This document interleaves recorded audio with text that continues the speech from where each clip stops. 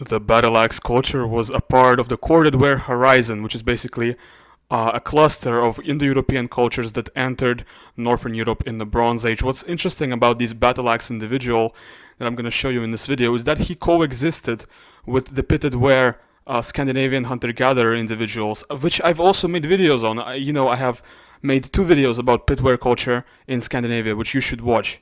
But although this individual coexisted with the pitware people, he was not a hunter-gatherer. He was a corded ware Indo-European. Did he speak Germanic languages or some other extinct branch of Indo-European? I don't know. In fact, not a lot of people know the answer to this, and even the people who are like in the Reich lab thinking about this topic, even they haven't come up with an answer to this. But his Y DNA was R1A Z645, which is the parent clade of both the European or Baltic or Slavic branch and of the Indo-Iranian Z93 branch. With my NOSHACOT tool, he's predicted to have dark brown eyes, a snub-shaped nose at 83% likelihood, and black hair at 98.6% likelihood. Now, my program uses EDAR. The EDAR is a big influence in nose shape for my program, and I was thinking maybe he had derived EDAR, and that's why he's getting such a high likelihood of snub nose, but no, he did not have derived EDAR. He just had, I guess, very snub genotype. And what's interesting is, and a part of the reason he's scoring dark brown eyes instead of brown with my NOSHACOT is because he had very exotic genotype in SLC45A2. He basically, in all of the variations that my NOSHACOT looks for, he had not a single derived, not a single light allele, and this is a gene that's implicated in, aside from skin color, and I mean, aside from eye color and hair color, it's also implicated very largely in skin color, and in fact, this is the gene that Western hunter-gatherers lacked, which is why some very misinformed people have been portraying these Western hunter-gatherers as black-skinned. Now, of course, neither the Western hunter-gatherers nor this individual had black skin in actuality. They just lacked this one variation that has to do with skin color. But, you know, it is what it is, and he probably had dark pigmentation because of it. His genotype in DRD2's Pro 319 Pro variant, excuse my voice. So his genotype in Pro 319 Pro was quite atypical for Europe, but very typical outside of Europe. You know, he had GG hair. Europeans tend to have AG or AA, which corresponds to CT or TT hair. In this variant of DRD2, he had GG, which I circled what that is on SNpedia. You know how it is. SNpedia sometimes switches the G and the C and A and the T together, and yeah, it's just how it is. They used some outdated namings for the proteins. But this is a very typical genotype for Europeans and everybody else aside from East Asians.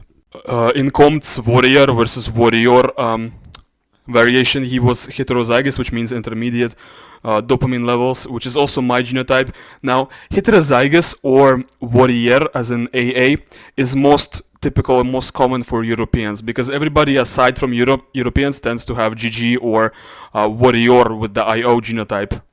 He did not have the sociopath gene, which is, you know, the sociopath gene is what I call derived OXTR. He did not have derived EDAR, which is a gene implicated in Mongoloid or East Asian facial features, so probably did not have Mongoloid or East Asian facial features. On top of that, he also did not have the lactose persistence mutation. Now, what's weird about this mutation is I was expecting, if I was expecting anybody to have this, I was expecting it to be this individual, but I guess in the past it just wasn't as common as it is today. This is what he scores with the Eurogene K13 calculator. Now, what's astonishing to me is the almost complete lack of West Mediterranean. He's only scoring 3% West Med, compared to modern Swedish people, compared to modern Scandinavians, who tend to score like 10%, 15% of that category. With the Oracle, he's basically a mixture of like Swedish or Norwegian with something from Western Asia. This is because he scored like 16 or 17% Western Asia. I'd have to go to the previous slide, but I don't want to, which is much more than a typical for Scandinavians. This is what he scores with the MDLPK11 modern calculator. Now, with this calculator, you have to remind yourself that the EHG is really representing Caucasus admixture, and WHG is really representing all European hunter-gatherers. With the Oracle, he's actually closest to Nordic Battle Axe, which is very good. Like, it's relieving because I know this is a high-quality sample when I see that it is so close to their reference. And this is the two-way Oracle. So this is how you know that this is a high quality sample, number one, and that this is a very representative sample for battle axe culture people as a whole, because it's getting modeled as 98.6% battle axe plus something else. This is his results with Eurogenes K36. Now you can notice that this is a different format. That's because I'm using Admixture Studio here and not GED Match, because GED Match you cannot include the whole page in the screenshot. It's a problem that I've had with every single sample. Now, what's interesting is that he's scoring 23.4% Volga Ural, which is surprising and not expected, and he's scoring 9% South Central Asian, which I guess is kind of expected, like it's just a proxy for additional Caucasus related stuff. And this is his result with MZLP K16. Now, you can instantly notice the 23.6% step. I want to let you know that he's actually much more step than that, because step here is only specifically step genetic drift. It is genetically drift, it is unique to step, but if you need to understand the full extent of the step admixture, you need to add the step plus the Northeast European plus the Caucasus plus the other stuff, which is going to be over half in his case. And the Oracle is modeling him as a mixture of Icelandic plus Dagestani.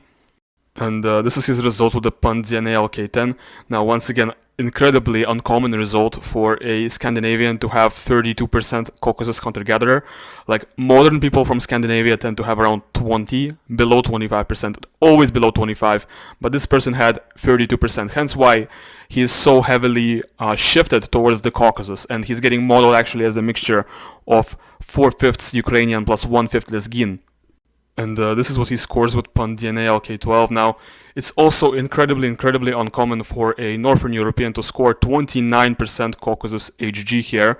I think for me, I score around 20, maybe a little bit above 20. But with the Oracle is once again, he's closest to Battle Axe Sweden, and he's actually close to RISE94. This is actually the sample that they used. I just noticed it now, but it's interesting. Why is the distance 3.16 then, if it's the same sample? Maybe my sample is a little bit less quality or less coverage, I don't know. In terms of mixed mode, it's modeling this sample as, among other things, 86% RISE94 plus 14% corded wear Estonia. So, corded wear Estonia, from my understanding, should not be all that different from this actually. And with modern ethnicities, we're just seeing the same picture. We're seeing Icelandic plus Adigay, or Icelandic plus North Ossetian or Lesgin, basically a mixture of Scandinavian plus Caucasus. This is his result with Ancient Eurasia K6. He's actually more Natufian than me. He's 34% Natufian. I think 32% is the average for Ukrainians. So he's a little bit more Natufian, a little bit more like Southern Mediterranean kind of ancestry than the average Ukrainian today.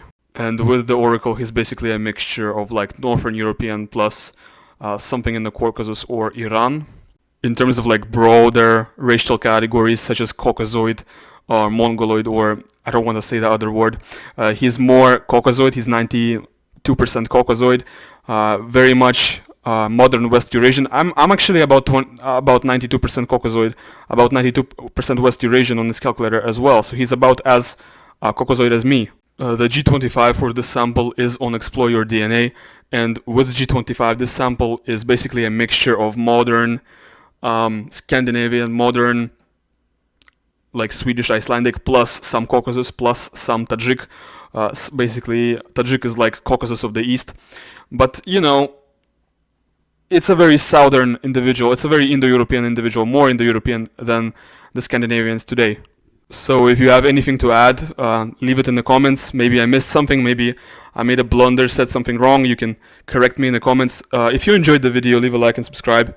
You can download this sample in 23andMe format from link, which is going to be in the description. And yeah, peace out, guys.